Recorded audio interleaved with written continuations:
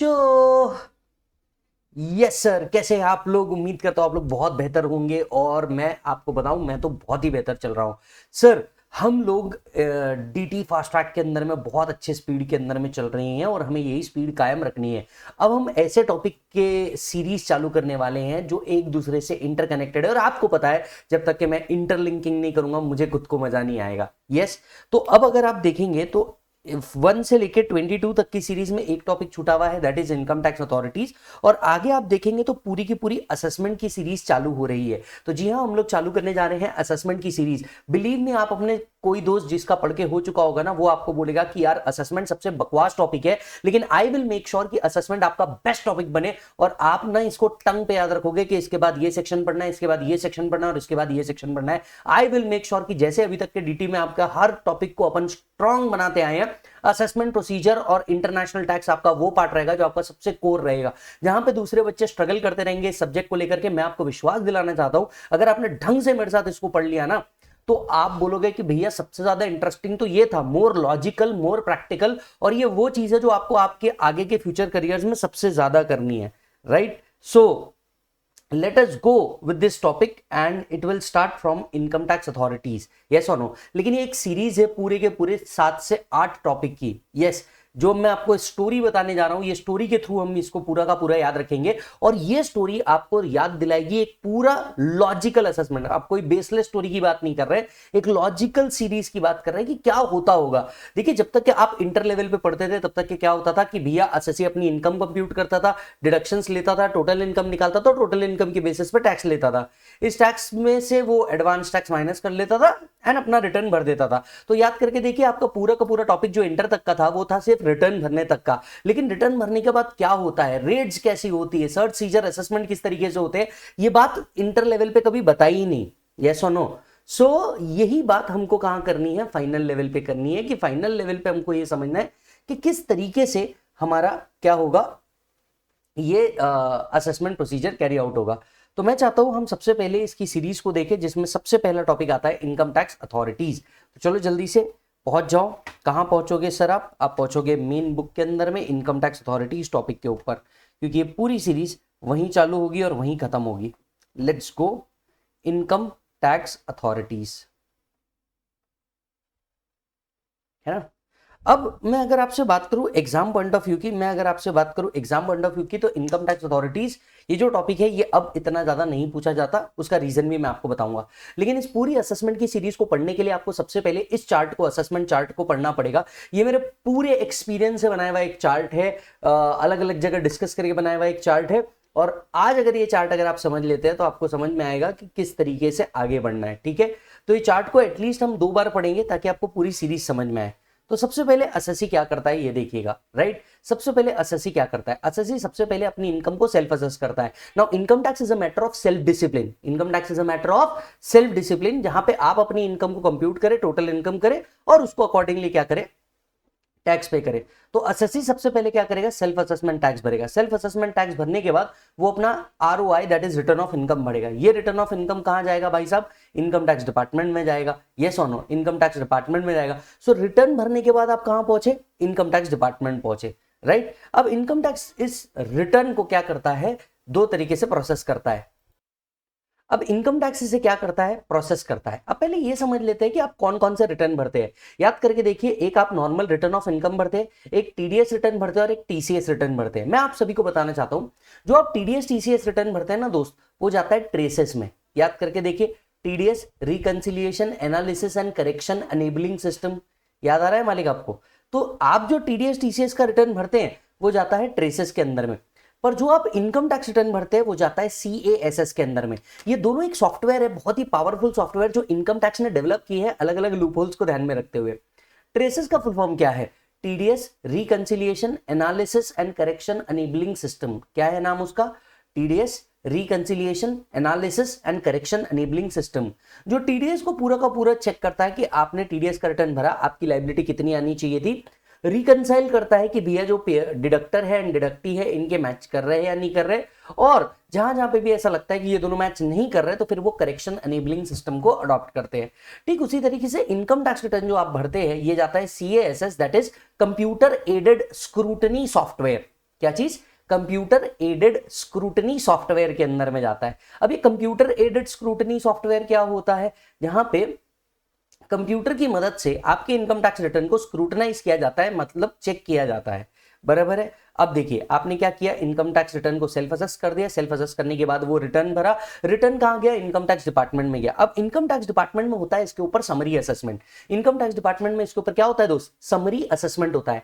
ये summary assessment mandatory होता है, जिसके बाद इंटीमेशन जनरेट होता है। याद करके देखिए, टीडीएस टीसीएस में आप लोगों ने इंटीमेशन देखा था 200A और 206 सीबी के अंदर में, ठीक उसी तरीके से normal intimation income tax return में सेक्शन 143(1) के अंदर में होता है। 2019 के बाद ऑलमोस्ट हर रिटर्न 100% समरी असेसमेंट से गुजरते हैं, मतलब एक भी रिटर्न ऐसा नहीं होता जो समरी असेसमेंट से ना आ जाए। तो समरी असेसमेंट में से गुजरने के बाद वहां पे कुछ पैरामीटर्स लगाए गए हैं जो एओ को बताते हैं कि इन रिटर्न्स पे आप असेसमेंट कर सकते हो और इन रिटर्न्स पे आपको असेसमेंट करने की जरूरत नहीं है। तो हर बार सीबीडीटी क्या करता है? गाइडलाइन निकालता है कि कौन कौन से बेसिस पे असेसमेंट सिलेक्ट किए जाएंगे। तो जितने भी रिटर्न आते होंगे, इमेजिन कीजिए 100 रिटर्न आए, इन 100 रिटर्न में से कुछ परसेंटेज ऑफ रिटर्न स्क्रूटनी के लिए अलग कर दिए जाते हैं और कुछ परसेंटेज रिटर्न ओपन कर दिए जाते हैं कि भैया इनके ऊपर असेसमेंट नहीं करना, we have not found anything as per the norms. तो अगर इन पे असेसमेंट नहीं करना है तो मैटर यहीं खत्म हो जाता। लेकिन अगर अब एओ के लिए ये आ जाता है कि जो कुछ परसेंटेज रिटर्न बच गए जिनका असेसमेंट होना है, अब सोच कर देखिए इनके केस में हुआ क्या होगा। इनके केस में सिर्फ रिटर्न भरा होगा। हम सब जानते हैं रिटर्न एक समराइज स्टेटमेंट है, हाँ या ना? रिटर्न एक समराइज स्टेटमेंट है, उसके अंदर में डिटेल्स नहीं बताई होती कैसे हुआ है, क्या हुआ है, सारी चीजें। फॉर एग्जांपल आपने क्या किया, आपने लिख दिया एडवर्टीजमेंट एक्सपेंसेस पीएनएल के अंदर में 30 लाख रुपीस। अब ये 30 लाख रुपीस किस मोड में किए गए हैं, कैसे किए गए हैं, ऑथराइज व्यक्ति को दिए गए या नहीं दिए, कहीं रिलेटेड पार्टी को नहीं दिए तो नहीं दिए, ये सारी चीजें स्क्रूटिनाइज करनी पड़ेगी। अब इसके लिए क्या लगेगा आपको? डिटेल्ड बुक्स ऑफ अकाउंट्स लगेगा, हाँ या ना? इसके लिए क्या लगेगा आपको? एक डिटेल्ड बुक्स ऑफ अकाउंट्स लगेगा। तो आपने क्या कर दिया? असेसमेंट सिलेक्ट कर दी। Now department will require information. तो अब यहां पे 142(1) का यूज होता है। 142(1) के अंदर में दो सेक्शन होते हैं, 142(1)(1), 142(1)(2). अब ये दोनों का बहुत जबरदस्त रोल है, मैं आपको बताता हूं कैसे। ऐसा हो सकता है कि पिछले साल भी रिटर्न्स ने क्या किया हो, एक व्यक्ति का नाम हाईलाइट किया हो, लेकिन लास्ट ईयर में बाकी असेसमेंट्स के चक्कर में वो एक पर्टिकुलर एसएससी का असेसमेंट नहीं हुआ था। तो इन्होंने लिख के रख दिया कि भैया आने वाले साल के अंदर में इस एसएससी का हम लोग क्या करेंगे, असेसमेंट करेंगे। लेकिन इस साल एओ देखता है कि यार उस बंदे ने तो रिटर्न भरा ही नहीं, या फिर हो सकता है किसी व्यक्ति के अगेंस्ट में कहीं से इंफॉर्मेशन मिली हो। लेट्स से एक्स क्या रेड मारी, वाई की इंफॉर्मेशन मिली, हम वेट कर रहे थे कि वाई रिटर्न भरे और हम इसका असेसमेंट ओपन करें, पर वाई ने तो रिटर्न ही नहीं भरा। ऐसे केस में एओ 142(1) का यूज करके उनसे मैंडेटरीली रिटर्न भरवाता है कि भैया आपको इस डेट तक के रिटर्न भरना है। इस बात को हम, इस पावर को हम 142(1) में कवर करते हैं कि कुछ लोगों से वो कहेगा कि रिटर्न भरो। अच्छा, दूसरा, जिन लोगों ने रिटर्न भरा है उनमें से जितने लोग असेसमेंट्स के लिए सिलेक्ट हुए हैं उनमें से कुछ लोगों को वो बोलेगा कि चलो अब एक काम करो, मुझे इन्फॉर्मेशन दो। तो 142(1)(2) बात करता है आपसे इन्फॉर्मेशन कलेक्ट करने की। आपसे क्या कलेक्ट करने की? इन्फॉर्मेशन कलेक्ट करता है 142(1)(2).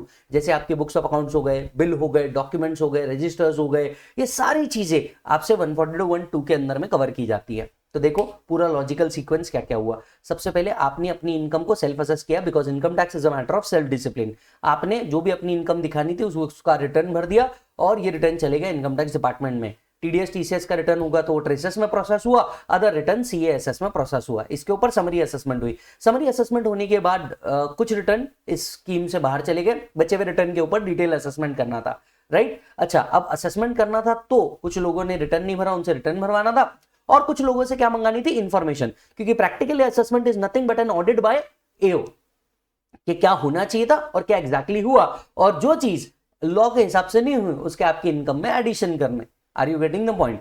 अब जैसी आपकी इंफॉर्मेशन आई, आपकी बुक्स ऑफ अकाउंट्स आई, यहां से दो बातें होंगी। एक, आपकी बुक्स ऑफ अकाउंट्स उसको समझ ही नहीं आई, मतलब आपने जो बुक्स ऑफ अकाउंट्स रखी वो एज पर द नॉर्म्स नहीं रखी, है ना। अब देखिए बुक्स ऑफ अकाउंट्स को मेंटेन करने के लिए कोई पर्टिकुलर लैंग्वेज तो बोला नहीं है, इंग्लिश एक कॉमन लैंग्वेज है जिसमें रखा जाता है। हालांकि बुक्स ऑफ अकाउंट्स हिंदी में हो सकती है, मराठी में हो सकती है, अदर रीजनल लैंग्वेज में भी हो सकती है, हाँ या ना।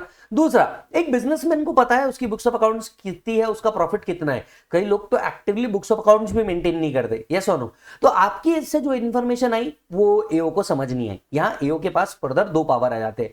फर्दर पावर, सबसे पहला ए, स्पेशल ऑडिट। ये स्पेशल ऑडिट के तहत इनकम टैक्स डिपार्टमेंट एसएससी की दोबारा ऑडिट कराने की, दोबारा से जांच कराने की क्या दे देता है? ऑर्डर दे देता है। और यहाँ पे एक चार्टर्ड अकाउंटेंट अगेन क्या करता है, उसे ऑडिट करता है। पर यहाँ पे थोड़ा सा डिफरेंस है, ये जो चार्टर्ड अकाउंटेंट होता है ये डिपार्टमेंट का ऑथराइज चार्टर्ड अकाउंटेंट होता है, यस। दूसरी बात, इसका पूरा खर्चा गवर्नमेंट उठाती है।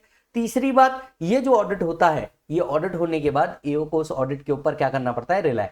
दूसरा एक और पावर है, पावर ये है कि कई बार हमें ऑडिट नहीं कराना, लेकिन कुछ चीजें के वैल्यूएशन को लेकर के दिक्कत होती है। अब आप और मैं नहीं जानते क्या कि प्रॉफिट सिर्फ और सिर्फ एक चीज से चेंज होता है, वो है क्लोजिंग स्टॉक, है ना। बचपन में सिखाया जाता था कि भैया क्या है, सस्पेंस अकाउंट होता है। बड़े होकर के पता चलता है कि वो सस्पेंस अकाउंट और कुछ नहीं था, क्लोजिंग स्टॉक ही था। हाँ या ना? तुमने भी कभी ना कभी इसके साथ जरूर काम किया होगा। और अगर तुमने क्लोजिंग स्टॉक के साथ नहीं खेला है ना, तो मैं आपको गारंटी से लिख के देना चाहता हूं कि आपने आर्टिकल चिप तो ढंग से नहीं करी है, if you don't know how closing stock is worked out.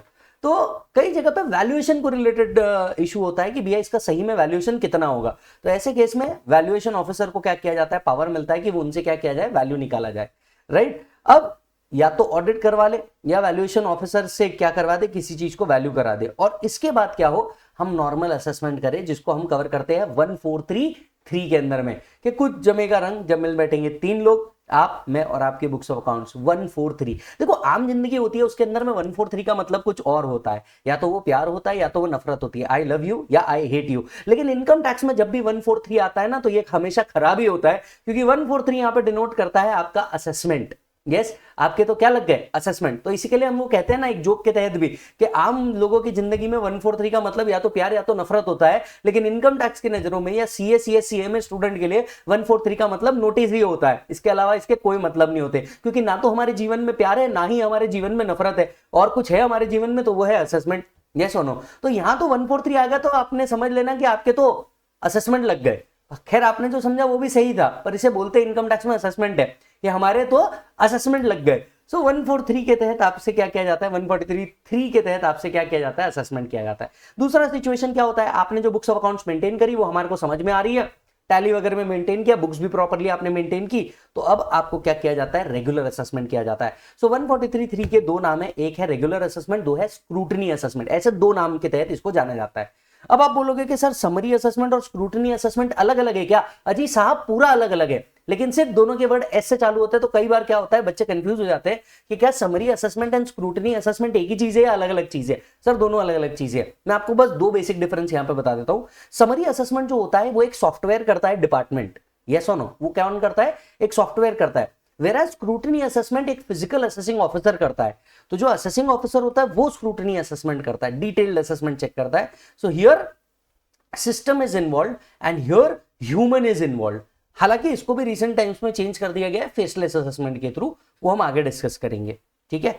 अब आपने प्यार से मान लिया तो 143, आपने प्यार से मान लिया तो 143। ये तो हम तब बात कर रहे हैं जब बंदा क्या कर रहा है, बंदा मस्त रिटर्न भर रहा है, रिटर्न के बाद उसका समरी हो रहा है, समरी के बाद उसका रेगुलर असेसमेंट हो रहा है, तब हम बात कर रहे हैं ना कि जब जीवन में रहना है, तेरे दिल में चल रहा है, एक परफेक्ट स्टोरी चल रही है। लेकिन लाइफ तो तुम्बाड़ जैसी भी हो सकती है, ऐसा नो, जहां पे कुछ भी परफेक्ट ना हो। तो ऐसे का एक और सिचुएशन बनाते हैं, सपोज असेसी ने रिटर्न ही नहीं भरा तो क्या होगा, है ना। अब तक तो हम तो वो बात कर रहे थे जहां पे असेसी ने कोई रिटर्न भरा, मान के चल असेसी ने कोई रिटर्न ही नहीं भरा, अब क्या हो जाएगा लाइफ के अंदर में? अगर असेसी ने कोई रिटर्न ही नहीं भरा तो एओ के पास दो ऑप्शन है, एक 142(1)(1) का पावर कि कुछ लोगों को नोटिस भेज करके क्या किया जा सकता है, रिटर्न भरने बोला जा सकता है, पक्की बात, राइट। तो कुछ लोगों से एओ क्या करवा सकता है, एओ कुछ लोगों से रिटर्न भरवा सकता है। अगर उसने रिटर्न भर दिया, उससे इंफॉर्मेशन मंगाएगा 142(1)(2) के तहत और उसको रेगुलर असेसमेंट की ओर लेके जाएगा 143(3) की तरफ। Are you getting the point? दूसरा सिचुएशन हो सकता है, अगर असेसी ने रिटर्न नहीं भरा तो वो डायरेक्ट उसकी बजा देगा। सर बजा, बीजेए, बेस्ट जजमेंट असेसमेंट। देखो आपने प्यार से रिटर्न भरा, डॉक्यूमेंट्स दिए, हमने असेसमेंट करी 143, लेकिन आपने इंफॉर्मेशन देने से मना कर दिया, आपने रिटर्न नहीं भरा, आपको ऑडिट कराने बोला था, आपने ऑडिट नहीं कराया। ऐसी सारी सिचुएशन के अंदर में प्यार से मान गए तो बेटा 143, नहीं माने तो हम तेरी बजा देंगे 144। तो प्यार से माने तो 143, नहीं माने तो 144।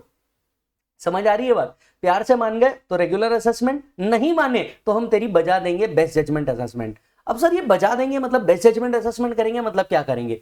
एओ ऐसे केस में जितनी इंफॉर्मेशन उसके पास अवेलेबल है उस बेसिस पे आपकी इनकम कंप्यूट कर देगा to the best of his judgment.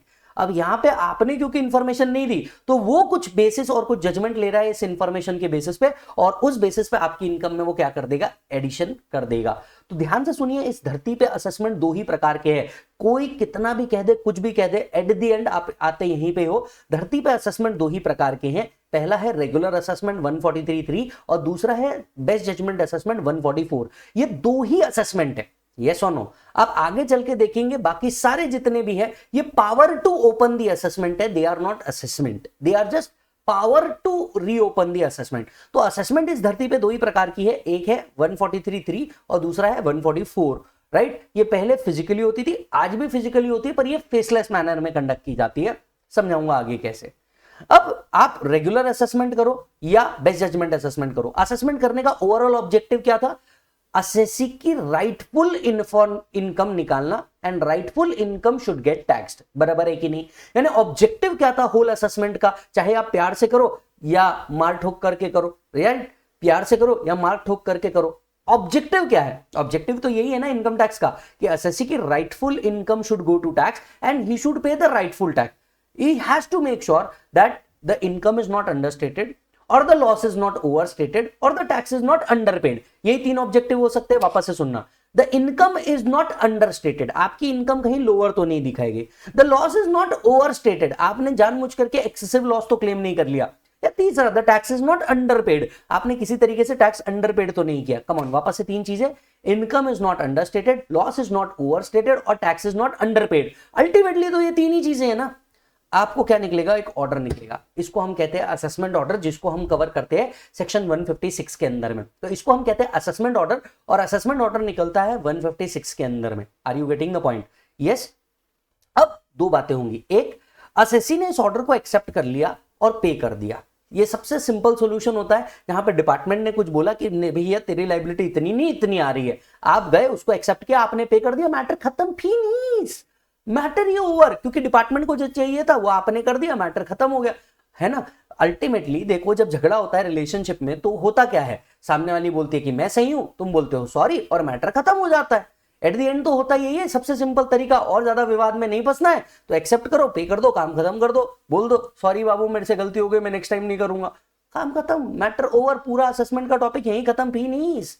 अब दूसरा सिचुएशन होता है, नहीं आप ले लेते हो ईगो के ऊपर, ऐसे कैसे, ऐसा थोड़ी ना होता है, ऐसे कैसे कर लेगा कोई, बराबर है। क्या आ जाता है, ईगो वाला सिस्टम। मतलब आपने जो असेसमेंट किया वो आपको ठीक था, एओ को पसंद नहीं आया, एओ ने जो असेसमेंट किया वो आपको पसंद नहीं आया। फॉर एग्जांपल, आपने कोई एक्सपेंसेस क्लेम किए, एओ ने असेसमेंट करते उसको डिसअलाउ कर दिया, वो कहता है ये बिजनेस एक्सपेंडिचर नहीं है, मैं इसका कंप्यूट करते हुए डिडक्शन नहीं दूंगा। आप बोलोगे ऐसे कैसे नहीं दोगे, ये तो मेरा बिजनेस एक्सपेंडिचर, ये तो हमें करना ही पड़ेगा। तो आपको अगर कोई चीज पसंद नहीं है तो आप क्या करते हो, आप क्या बोलते हैं, अपील, रिवीजन, रेक्टिफिकेशन। ये तीन रास्ते हैं ग्रीवियंस रिड्रेसल के, राइट। सो अगर आपको एओ का ऑर्डर पसंद नहीं आया, आप हायर अथॉरिटीज के पास जाके अपील कर सकते हो।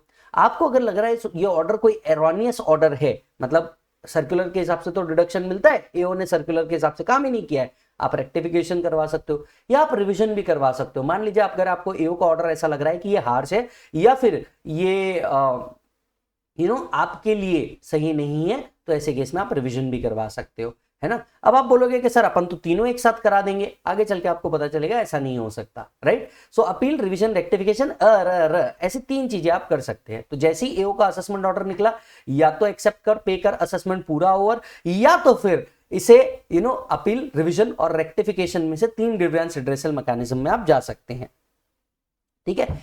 इन फ्यूचर क्या होता है, अच्छा जैसे आप आगे जाएंगे अपील रिविजन में जाएंगे, इसके मैंने फर्दर चार्ट्स बना के रखे हुए जो आपको भूलने नहीं देंगे कि भैया ये अपील का जो पूरा मैकेनिज्म है आपको भूलने ही नहीं देंगे। अब आते हैं आगे, इन फ्यूचर ऐसा हो सकता है ना, देखिए क्या होता है कि जो गलती पास्ट में रिपीट हुई है ना, वो गलती फ्यूचर में भी रिपीट होने के पूरे चांसेस होते हैं, मानते हो या नहीं मानते हो। इसीलिए तो कई रिलेशनशिप टिक नहीं पाते, राइट। क्योंकि किसी ने एक बार धोखा दिया है तो जरूरी थोड़ी ना कि वो दोबारा धोखा नहीं देगा, धोखा तो दे ही सकता है। तो ठीक उसी तरीके से डिपार्टमेंट भी बोलता है कि ऐसा थोड़ी ना कि एक बार एसएससी का असेसमेंट हो गया तो इसके बाद ये कुछ नहीं करेगा, है ना। हो सकता है कि दोबारा ये गलती को मिस्टेक करे, तो हो सकता है फ्यूचर में ये प्रोसेस वापस आए, so department find something, department do not find something. हो सकता है कि इसी पर्टिकुलर असेसमेंट ईयर के लिए, जिस असेसमेंट ईयर के लिए क्या हुआ है, असेसमेंट हो चुका है, इसी ईयर से रिलेटेड डिपार्टमेंट को फ्यूचर में कुछ मिला, नहीं मिला, नहीं मिला तो मैटर वैसे ही ऊपर है। Are you getting the point? अगर कुछ नहीं मिला इस एसएससी के खिलाफ इस पर्टिकुलर ईयर के लिए ही, तो असेसमेंट वैसे ही खत्म है। लेकिन ऐसा हो सकता है इसी ईयर से रिलेटेड कुछ और आगे मिल जाए, है ना? क्योंकि देखिए जो फ्रॉड्स होते हैं या जो टैक्स एडजस्टमेंट्स होते हैं, ये सब एक साल में नहीं होते। तो हो सकता है इसी से रिलेटेड आपको आगे कुछ ऐसा मिल जाए जो आपको बात है कि नहीं है, पास्ट में ये घपला चलते आ रहा है। सो अगर डिपार्टमेंट को कुछ मिल गया तो डिपार्टमेंट उसका क्वांटम चेक करता है, is it a small thing और is it a big thing, right? If it is a small thing तो ये चीज वो रीअसेसमेंट से भी कंप्लीट कर सकते हैं। What is reassessment? अगर किसी पर्टिकुलर ईयर का असेसमेंट हुआ ही नहीं है, मतलब वो नॉर्मल 143 144 से बाहर चले गया, टाइम लिमिट से बाहर चले गया, लेकिन बाद में डिपार्टमेंट को मिला, तो वो 147 रीअसेसमेंट या इनकम एस्केपिंग असेसमेंट, इसके दो नाम है, रीअसेसमेंट या इनकम एस्केपिंग असेसमेंट। आप अलग अलग बुक में इसके अलग अलग नाम देख सकते हो, पर दोनों भी सेम ही चीज है। Are you getting the point, right? So income escaping assessment या रीअसेसमेंट इसको बोला जाता है। तो फर्स्ट ये कब एप्लीकेबल होता है? जब आप 143 144 से छूट के बाहर निकल गए, राइट? 143 144 को करने का एक टाइम लिमिट है, उस टाइम लिमिट के बाद आप बाहर निकल गए, आप उस टाइम बच गए थे असेसमेंट से, राइट? कई सालों बाद डिपार्टमेंट को आप मिले कि हा ये तो हमें बेवकूफ बना रहा है, तो उस ईयर के असेसमेंट्स को फिर से ओपन किया जाता है यूजिंग 147 का पावर। उस असेसमेंट को ओपन करके फिर से यूज किया जाता है, और इसी के लिए हम इसे कहते हैं इनकम एस्केपिंग असेसमेंट। मतलब ऐसी इनकम जो पहले 143 144 से छूट गई, हम उसको 147 में कवर कर लेंगे, इनकम एस्केपिंग असेसमेंट। अच्छा, ऐसा भी हो सकता है कि उस ईयर की पहले असेसमेंट हो चुकी हो, लेकिन उसी ईयर से रिलेटेड कुछ और चीजें आपको इस साल मिली हो, ये पॉसिबल है ना? इसको भी हम इसी सेक्शन में कवर करते हैं, रीअसेसमेंट। इसलिए इस सेक्शन के दो नाम है, इनकम एस्केपिंग असेसमेंट या रीअसेसमेंट। पहले असेसमेंट हुआ हो या नहीं हुआ हो, इस सेक्शन में आप कवर हो जाएंगे। पहले असेसमेंट ऑलरेडी हुआ हो तो भी आप इस सेक्शन में कवर हो जाएंगे। Are you getting the point? तो ये जब कुछ स्मॉल मिलता है तो आपके इसमें कवर हो जाता है। मान लीजिए डिपार्टमेंट के हाथ में कुछ बिग लीड लग गई, जहां पे एक वास्ट टैक्स इवेजन देखने को मिल रहा है, बहुत वास्ट टैक्स इवेजन देखने को मिल रहा है, और उसको पता चलता है कि भैया एसएससी बहुत कुछ छुपा रहा है, तो ऐसे केस में वो दूसरा रास्ता सर्च एंड सीजर का भी अपना सकता है, जिसको आप शॉर्ट फॉर्म में कहते हैं raid. Are you getting the point, right? तो एसएससी क्या कर सकता है? सर्च एंड सीजर कंडक्ट कर सकता है, और सर्च एंड सीजर के बाद इसमें क्या होती है? असेसमेंट होती है। रिसेंटली यहां पे भी आपको अमेंडमेंट देखने को मिल रहा है, ब्लॉक असेसमेंट। फाइनेंस एक्ट 2024 में यहां पे ब्लॉक असेसमेंट का कॉन्सेप्ट ऐड किया गया है। तो जितने भी सीए फाइनल सीएमए फाइनल बच्चे हैं, एक बात आपको याद रखिए, आपको रिटर्न टॉपिक में अमेंडमेंट देखने को मिल रहा है, असेसमेंट टॉपिक में अमेंडमेंट देखने को मिल रहा है, सर्च एंड सीजर के अंदर में अमेंडमेंट देखने को मिल रहा है, और ये तीनों भी आप लोगों के लिए बहुत बड़े टॉपिक बनते हैं, यस और नो। और हम फास्ट ट्रैक के अंदर में इसको बहुत जबरदस्त तरीके से कवर कर रहे हैं, राइट? जैसे मैंने आपको एक पूरी सीरीज बताई, हम पूरे टॉपिक भी इसी सीरीज में पढ़ेंगे। जैसे कि मैंने कहा था आपको कि ये एक ही चार्ट आपको मल्टीपल टॉपिक को लिंक कर देगा। आइए मैं आपको बताता हूं किधर किधर। पहला टॉपिक आपको ये लिंक करेगा रिटर्न ऑफ इनकम पे, क्योंकि हेड्स तो आप ऑलरेडी पढ़ के आ गए, इनकम कैसे कंप्यूट करती है। तो पहला टॉपिक रिटर्न। दूसरा टॉपिक इनकम टैक्स डिपार्टमेंट, मतलब इनकम टैक्स अथॉरिटीज समझना। तीसरा टॉपिक पूरा का पूरा असेसमेंट समझना। चौथा टॉपिक अपील। पांचवा टॉपिक रेक्टिफिकेशन। छठवां टॉपिक रिविजन। सातवां topic search and seizure. Are you getting the point? ये 7 टॉपिक को कनेक्ट किया, लेकिन यही खत्म नहीं हुआ। सर्च एंड सीजर के बाद हो सकता है आपको पता चले कि किसी आपने अपनी इनकम को कहीं और डाइवर्ट किया है, तो clubbing of income. Yes, clubbing यहां पढ़ने वाली चीज है, और इसलिए मैं कहता हूं इंटरलिंकिंग से पढ़ो। डीटी को इंग्लिश जैसे मत पढ़ो, इंटरलिंकिंग से पढ़ो, मजा आएगा। ये हुआ क्लबिंग। क्लबिंग के बाद जाहिर सी बात है आपका टैक्स निकलेगा, आपके इसमें टैक्स डिवीजन दिखेगा, मतलब आपको इंटरेस्ट एंड पेनल्टी भी लगेगी। इंटरेस्ट का टॉपिक, पेनल्टी का टॉपिक। तो ये 10 टॉपिक का चार्ट है मालिक। वापस से एक बार समझाता हूं। सबसे पहले आपकी शुरुआत होगी इस टॉपिक पे रिटर्न पढ़ने से। रिटर्न पढ़ने के बाद आप क्या पढ़िए? इनकम टैक्स अथॉरिटीज पढ़िए। ये सीक्वेंस में बता रहा हूं आपको किस तरीके से पढ़ना चाहिए, ताकि आपको असेसमेंट प्रोसीजर पूरा लॉजिकल लगे, ना कि सिर्फ थ्योरी वाला टॉपिक लगे। Are you getting the point? और असेसमेंट प्रोसीजर जा करके देख लो आप, 15 से 20 मार्क का ये परसेंटेज वाइज कवर करता है पूरे 10 टॉपिक का सीरीज, है ना? तो आप ये टॉपिक को छोड़ नहीं सकते। हर बार पेनल्टी के ऊपर आपको एक क्वेश्चन देखने को मिलता है, इंटरेस्ट के ऊपर एक क्वेश्चन देखने को मिलता है, असेसमेंट और सर्च के ऊपर एक क्वेश्चन आपको देखने को मिलता है। अल्टरनेटिवली ये चलते रहते हैं टॉपिक वाइज। तो पहला रिटर्न टॉपिक, दूसरा इनकम टैक्स अथॉरिटी, तीसरा असेसमेंट प्रोसीजर, चौथा appeal, revision, rectification, search and scissor. बराबर है? लेकिन इन सब के बाद क्या होगा? एओ ने आपकी इनकम ढूंढ ली जो कहीं आपने और डाइवर्ट की है, क्लबिंग।